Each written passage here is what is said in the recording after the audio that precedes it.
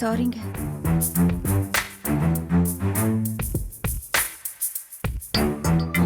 எதுக்கு சாரி? காலையில நீங்க கேட்டப்ப கூட உங்ககிட்ட இந்த விஷயத்த சொல்லாம மறைச்சிட்டேன். விசேஷமான விஷயம்னு இதத்தான் நேத்து சொன்னியா? ஆமா. ராத்திரி கேட்கலங்கிறதுனால கோபமாயி காலையில இதை மறைச்சிட்டியா? ஆமா, அதுவும் ஒரு காரணம். அப்படின்னா இன்னொரு காரணம் இருக்கா? ஆமா. என்ன காரணம்? அத நான் அப்புறமா சொல்றேன். இப்ப ஆண்டி வீட்ல இருக்காங்கல்ல, இப்ப வேண்டாம். நான் ஒரு விஷயம் சொன்னா கோச்சிப்பியா? அது நீங்க சொல்ற விஷயத்தை பொறுத்து இருக்கு. உங்க அப்பாவுக்கு ஃபோன் பண்ணி உதவி செய்யலனாலும் பரவாயில்ல, இந்த மாதிரி உபத்திரவம் எல்லாம் பண்ண வேணாம்னு சொல்லு. இவங்க அப்பா எந்த மாதிரி உபத்திரவம் பண்ணாரு? அது அது வந்து அது வந்து வேற விஷயம். வேற விஷயம் தானா இல்ல என்ன பத்தின விஷயம் தானா? இவர் ஏன் உங்களை பத்தி பேச போறாரு ஆண்டி? சும்மா காமெடி பண்ண. நான் அப்பப்ப இப்படிதான் காமெடி பண்ணுவேன். பயப்படாதீங்க. பயப்படுற மாதிரி பண்றதுக்கு பேரு காமெடி இல்ல, ஹாரர்.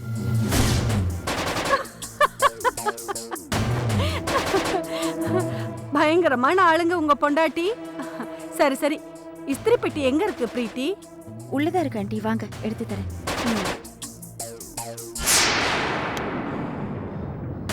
என்ன குல்ஜார், 25,000 ரூபாய் பணத்தோட வந்து நிப்பேன்னு பார்த்தா இந்த பொண்ணோட புருஷனா வந்து நிக்கிற? அது அது வந்து என்ன, நீ என்கிட்ட போன்ல பேசின விஷயத்த இவகிட்ட சொல்லிருட்டா? ப்ளீஸ் வேணா. அப்படின்னா நீ எனக்கு ஒரு உதவி பண்ணுவியா? என்ன உதவி பண்ணும்? அவ கர்ப்பத்துக்கு காரணம் நீ இல்லைன்னு டிராமா ஆடணும். அவளை அபார்ஷன் பண்ண வைக்கணும். அதுக்கப்புறம் டைவர்ஸ் பண்ணணும்.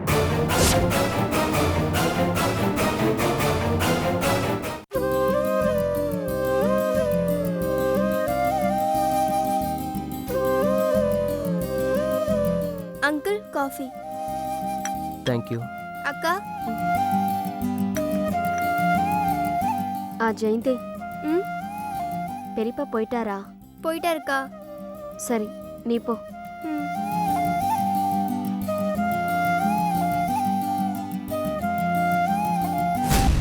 இந்த பொண்ணுக்கு நீங்க குணமான விஷயம் தெரியுமா? தெரியும். அவ இல்லனா இன்னைக்கு நான் இப்படி இருக்க முடியாது. அப்படின்னா புரியல. நான் புத்தி பேதலிச்சிருந்தப்போ நிறைய கொடுமை பண்ணனா. பாவம் அந்த பொண்ணு இப்ப கதை கதையா சொல்றா. ஒரு நாள் இந்த பால்கனில இருந்து அவளை நான் கீழே தள்ள ட்ரை பண்ணிருக்கேனா. ஐயோ, அப்புறம்? அவ பயந்து போய் என் கைய பிடிச்சு ஃபோர்ஸா இழுத்திருக்கா. நான் உருண்டு போய் மாடிப்படியில விழுந்துட்டேனா. கண்ணு முழிச்சு பார்த்தப்போ என் பக்கத்துல இருந்தா. நீ யாருன்னு கேட்ட. அப்பதான் இவ்ளோ கதையும் சொன்னா. உங்க பெரியப்பாவுக்கு நீங்க குணமான விஷயத்த ஏன் சொல்ல வேணாம்னு முடிவு பண்ணீங்க? என் குடும்பத்துல எல்லாருக்கும் என் மேல பாசம் ஜாஸ்தி. எனக்கு என் குடும்பத்தை விட உங்க தம்பி மேலதான் பாசம் ஜாஸ்தி. அவன் இறந்த பின்னாடி அவன் டைரியை படிக்க வேண்டிய சூழ்நிலை வந்துச்சு. அதுல அது புரிஞ்சது. நாங்க 2 பேரும் எங்க 2 பேரோட குடும்பத்துக்கும் ஒரு சஸ்பென்ஸ் கிஃப்டா எங்க மேரேஜ் கொடுக்கணும்னு ஃபிக்ஸ் பண்ணிருந்தோம். அப்படின்னா கல்யாணத்துல பொண்ணு மாப்பிள்ளைக்கு என்ன வேலை இருக்கும்? வந்து தாலியை கட்டிட்டு பெரியவங்க காலில் விழுந்து ஆசீர்வாதம் வாங்குறது. எங்க ஐடியா என்னன்னு தெரியுமா? என்ன? கல்யாண ஏற்பாடு நடந்து முடியற வரைக்கும் 2 குடும்பத்து ஆளுங்களும் கலந்துக்கிட்டா என்னென்ன செய்வாங்களோ அதையெல்லாம் லவ் பண்ணும் போதே நாங்க 2 பேரும் மட்டும்தான் செய்யணும். அப்படின்னா மொத்த கல்யாண ஏற்பாட்டையே நாங்க தான் பண்ணுவோம். பெத்தவங்க சொந்தக்காரங்க மாதிரியே கல்யாணத்துக்கு வந்து சாப்பிட்டுட்டு ஆசீர்வாதம் பண்றதுதான் வேலை. உங்க 2 பேர் வீட்லயும் போட்டோ கூட காட்ட மாட்டீங்களா? மாட்டோம். எங்க வீட்டுக்காரங்க அவரை கல்யாணத்துல தான் பார்க்கணும். உங்க வீட்டுக்காரங்க என்ன கல்யாணத்துல தான் பார்க்கணும். நல்ல ஐடியா பண்ணீங்க. என்ன பண்ணி என்ன பிரயோஜனம்? அவன் இல்லையே, சுதாகர் இல்லையே. அவன் ஏன் செத்தான்? உங்களுக்கு தெரியாதா? எப்படி செத்தான்னு தான் தெரியும், ஏன் செத்தான்னு தெரியாது இல்லையா?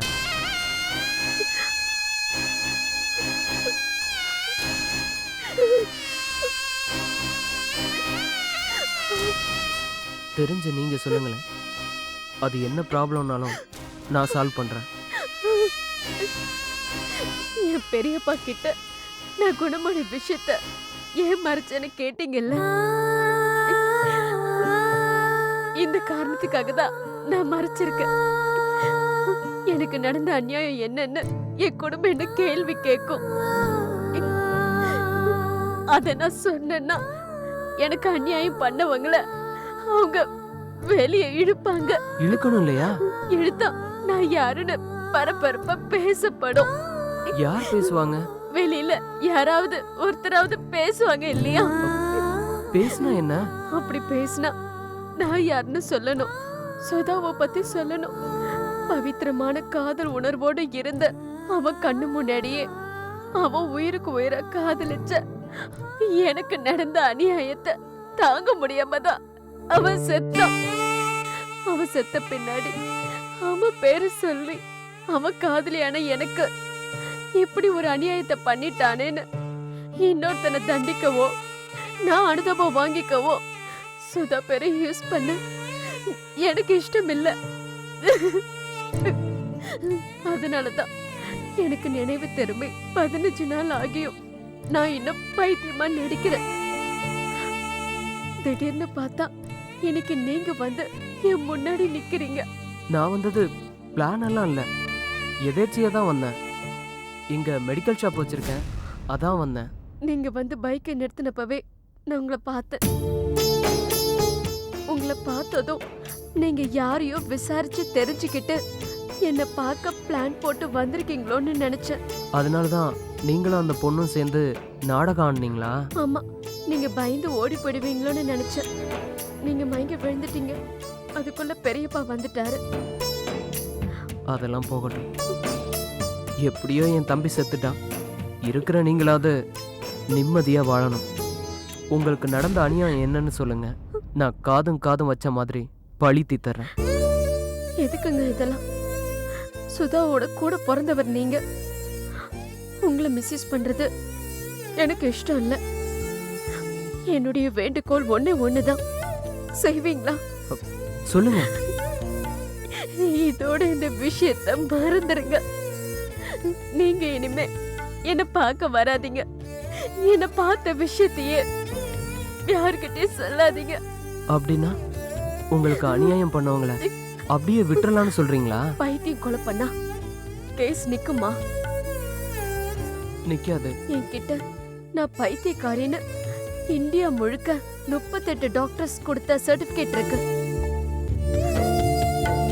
சைலண்டா தீர்க்க வேண்டியவனை தீர்த்துட்டு பைத்தியக்காரியாவே நடிச்சுக்கிட்டே இருந்துடுறேன். ப்ளீஸ். நான் எதுக்காக இந்த விபதி வச்சிருக்கேன் தெரியுமா? என்ன பொறுத்த வரைக்கும் நான் ஒரு விதவை.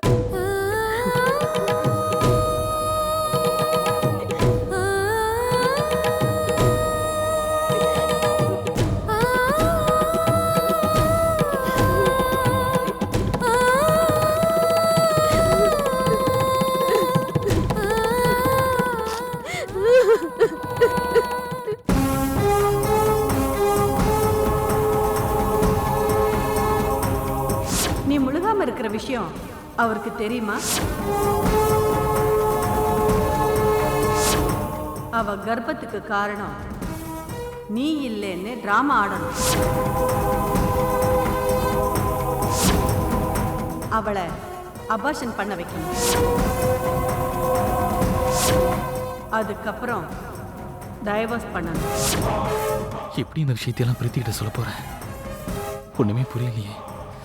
கடவுளே. இந்தாங்க காஃபி. தேங்க்யூ. பிரீத்தி, ஒரு நிமிஷம் உட்கார.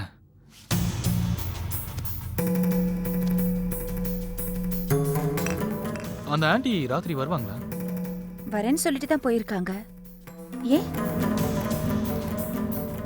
சும்மாதான் கேட்டேன். அவங்கள உனக்கு முன்னாடியே தெரியுமா?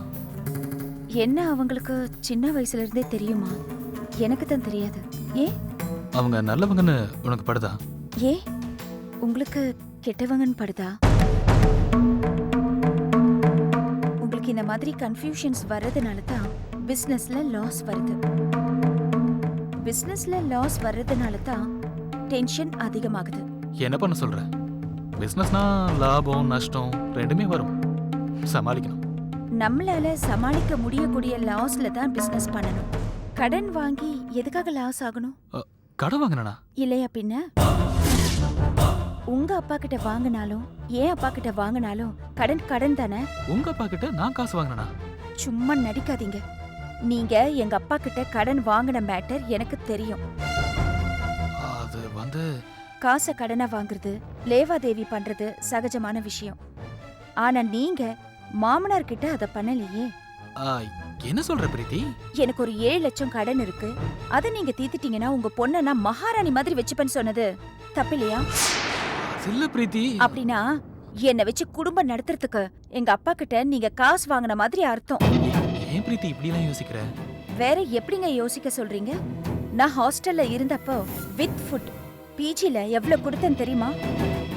தெரியாது. ஒன்லி 4500. எங்க அப்பா கிட்ட மாசம் 6000 ரூபாய் வாங்குவேன். என்னோட செலவே அவ்வளவுதான். இப்ப இதெல்லாம் என்கிட்ட எதுக்கு சொல்ற? நீங்க தானே எங்க அப்பா கிட்ட காசை வாங்கிருக்கீங்க. உங்ககிட்ட சொல்லாம வேற யார்கிட்ட சொல்றதா? நான் உங்க அப்பா கிட்ட காசு வாங்கினதுக்கும் நீ என்கிட்ட கணக்கு சொல்றதுக்கும் ஏதாவது லிங்க் இருக்கா? இருக்கு. 3 பைசா வட்டி போட்டாலும் 7 லட்சத்துக்கு மாசம் 21000 ரூபாய் ஆகுது. நான் தனியால 10000 ரூபாயில லைஃப லீட் பண்ணுவேன். மாசம் 11000 ரூபாய் பணமும் கொடுத்து நான் உங்க கூட லைஃபும் லீட் பண்ணணுமா? என்ன பிரீத்தி இப்படி எல்லாம் கேள்வி கேக்குற? எனக்கு இப்படிதாங்க கேட்க தெரியும். மாசம் 21000 ரூபாய் எங்க அப்பா உங்ககிட்ட கொடுத்து உங்க கூட குடும்பம் நடத்த வேண்டிய அவசியம் எனக்கு இல்ல. அதனால தான் உங்க குழந்தை வேண்டாம், அபார்ஷன் பண்ணிக்கலாங்கிற முடிவுக்கு வந்தேன். மரியாதையா எங்க அப்பா கிட்ட வாங்கின பணத்தை எல்லாம் வட்டியோட திருப்பி கொடுங்க, இல்ல டிவோர்ஸ் பண்ணிடுவேன்.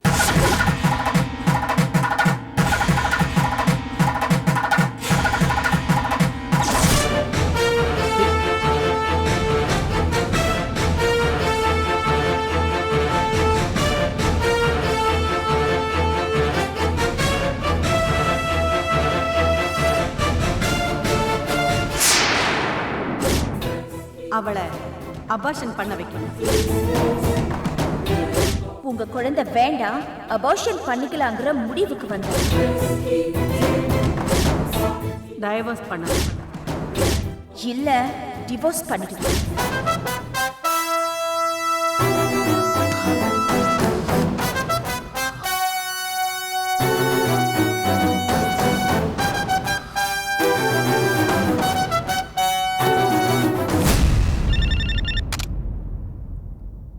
ஹலோ அங்கிள், நான் ஜெயந்தி. என்னம்மா? எங்க அப்பாக்கு ஏதோ உடம்பு சரியில்லையா, ஹாஸ்பிட்டலுக்கு கூட்டிட்டு போயிருக்காங்களா. அதுக்கு நான் ஊருக்கு போகணும் அங்கிள். நைட்டு இரு, நான் காலையில வேற ஆளோட வரேன். Okay uncle.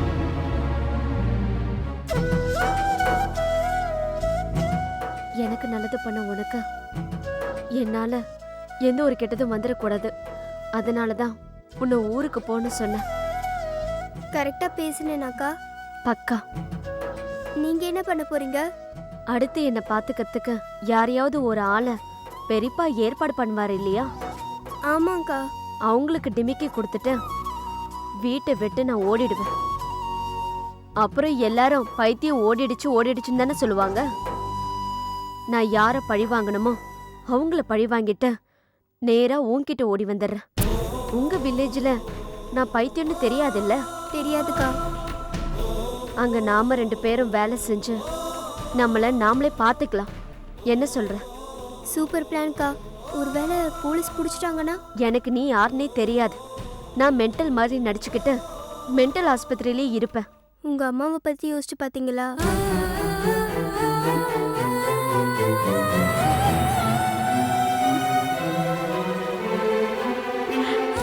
அவங்கள நினைச்சு நினைச்சாதான் இதெல்லாம் செய்ய தோண மாட்டேங்குது.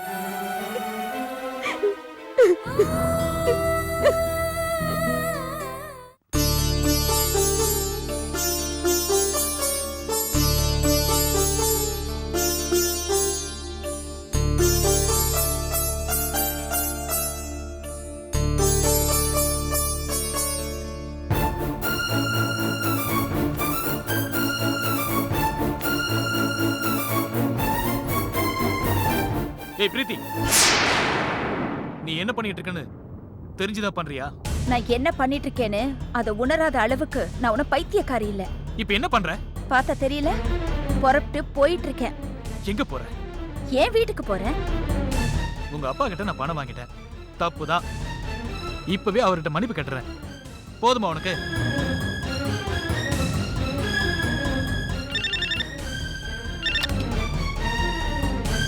ஹலோ, மன்னிப்பு கேட்டா மட்டும் போதுமா?